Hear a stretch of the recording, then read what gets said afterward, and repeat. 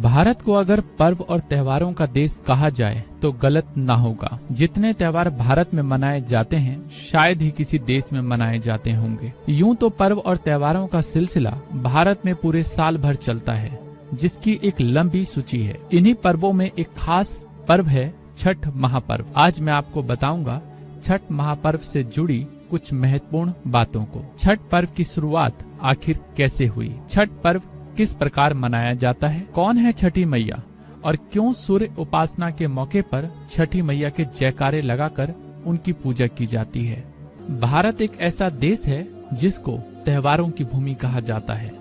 इन्हीं पर्वों में से एक खास पर्व है दीपावली। 5 दिन तक चलने वाला ये पर्व सिर्फ भैया दूज तक ही सीमित नहीं है, बल्कि यह पर्व छठ महापर्व तक चलता है। भारत के बिहार, झारखंड और पूर्वी उत्तर प्रदेश में मनाए जाने वाले पर्वों में से छठ महापर्व अहम पर्व है। धीरे धीरे यह त्योहार प्रवासी भारतीयों के साथ साथ विश्व भर में प्रचलित व प्रसिद्ध हो गया है। नहाय खाय से लेकर उगते हुए भगवान सूर्य को अर्घ देने तक चलने वाला इस पर्व का अपना एक ऐतिहासिक महत्व है। छठ पर्व की शुरुआत आखिर कैसे हुई, इसके पीछे कई ऐतिहासिक कहानियां प्रचलित है। पुराण में छठ पूजा के पीछे की कहानी राजा प्रियवंत को लेकर है। कहते हैं राजा प्रियवंत को कोई संतान नहीं थी। तब महर्षि कश्यप ने पुत्र की प्राप्ति के लिए यज्ञ कराकर प्रियवंत की पत्नी मालिनी को याहुति के लिए बनाई गई खीर दी।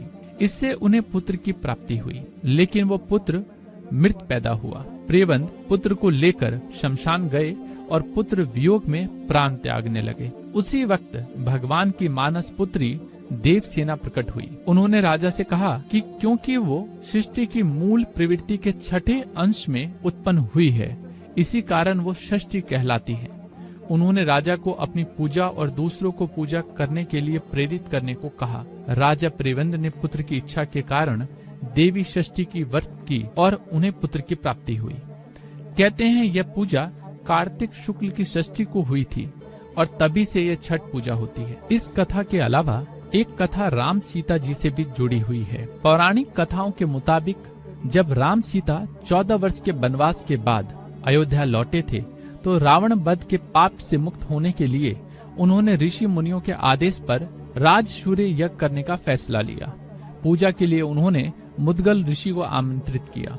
मुद्गल ऋषि ने माँ सीता पर गंगा जल छिड़क कर पवित्र किया और कार्तिक मास के शुक्ल पक्ष की षष्ठी तिथि को सूर्य देव की उपासना करने का आदेश दिया, जिसे सीता माता ने मुद्गल ऋषि के आश्रम में रहकर 6 दिन तक सूर्य देव भगवान की पूजा की थी। छठ पर्व किस प्रकार मनाया जाता है? छठ पूजा 4 दिवसीय उत्सव है। इसकी शुरुआत कार्तिक शुक्ल चतुर्थी को तथा समाप्ति कार्तिक शुक्ल की सप्तमी को होती है।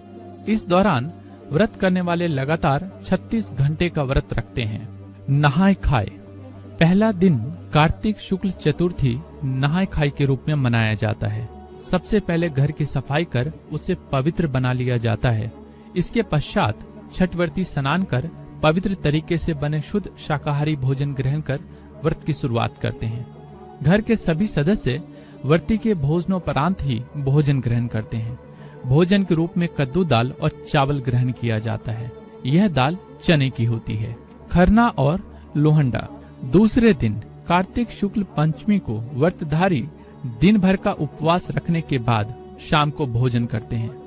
इसे खरना कहा जाता है। खरना का प्रसाद लेने के लिए आसपास के सभी लोगों को आमंत्रित किया जाता है।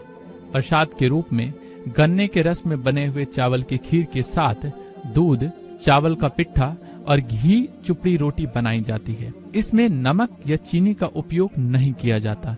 इस दौरान पूरे घर की स्वच्छता पर विशेष ध्यान दिया जाता है। संध्या अर्घ।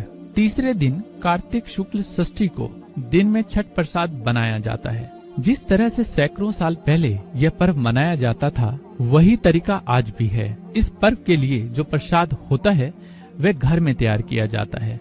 ठेकुआ और कसार के अलावा और भी जो पकवान बनाए जाते हैं वे खुद व्रत करने वाले या उनके परिजन पूरी सफाई का ख्याल रखते हुए घरों में ही तैयार करते हैं। ठेकुआ गुड़ और आटे से तैयार होता है, वहीं कसार चावल के आटे से और गुड़ से तैयार होता है। इसके अलावा इस पूजा में फलों और सब्जियों का खास महत्व है। छठ के लिए इस्तेमाल होने वाले बर्तन या तो बांस के बने होते हैं या किसी मिट्टी के। ये तमाम चीजें इको फ्रेंडली हैं। शाम को पूरी तैयारी और व्यवस्था कर बांस की टोकरी में अर्घ्य का सूप सजाया जाता है और व्रती के साथ परिवार तथा पड़ोस के सारे लोग सूर्य को अर्घ्य देने घाट की ओर चल पड़ते हैं। सभी छठव्रती एक नियत तालाब या नदी के किनारे इकट्ठा होकर सामूहिक रूप से अर्घ्य दान संपन्न करते हैं। सूर्य को जल और दूध का अर्घ्य दिया जाता है तथा छठी मैया की प्रसाद भरे सूप से पूजा की जाती है। इस दौरान कुछ घंटे के लिए मेले का दृश्य बन जाता है। उषा अर्घ्य। चौथे दिन कार्तिक शुक्ल सप्तमी की सुबह उगते हुए सूर्य को अर्घ्य दिया जाता है। व्रती वहीं पुनः इकट्ठा होते हैं जहां उन्होंने शाम को अर्घ्य दिया था। पुनः पिछले शाम की प्रक्रिया की पुनरावृत्ति होती है। अंत में व्रती कच्चे दूध का शरबत पीकर तथा थोड़ा प्रसाद खाकर व्रत पूरा करते हैं। कौन है छठी मैया और क्यों सूर्य उपासना के मौके पर छठी मैया के जयकारे लगाकर उनकी पूजा की जाती है? वेदों के मुताबिक छठी मैया को उषा देवी के नाम से भी जाना जाता है। छठी मैया के बारे में कहा जाता है कि छठी मैया सूर्य देव की बहन है। उनकी पूजा करने से और उनके गीत गाने से सूर्य भगवान प्रसन्न होते हैं और सभी मनोकामनाएं पूरी होती हैं।